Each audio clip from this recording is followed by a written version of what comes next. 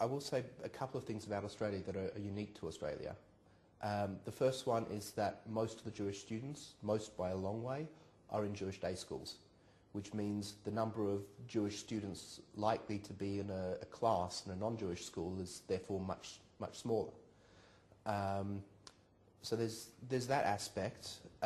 There's also the fact that Australia's got a lot of Holocaust survivors, a very large community.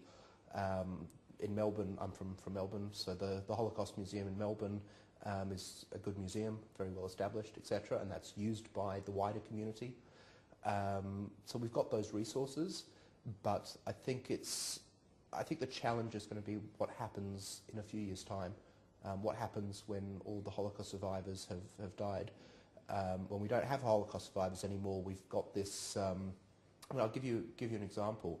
At Mount Scopus, where I did my schooling, they had something called, I can't remember the name of the project, but there's a project, I think it was part of the Roots project, where one of the questions was interview a Holocaust survivor. And normally people would interview their grandparents, and it was just taken for granted for many years that people could do this. There was an influx of South African Jews who didn't have grandparents in the country, or Holocaust survivors in their family. They only had their immediate family with them. And then it started being a bit more interview other Holocaust survivors, find other people in the community. I believe that part of the project has been dropped in more recent years, just because there aren't enough Holocaust survivors to take it for granted. There's still plenty when you need a Holocaust survivor to speak to a group or something like this.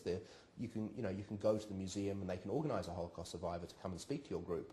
But there's already been a little bit of a shift, and having the survivors there, I think, has been, that's what's kept Holocaust remembrance front and centre for the community.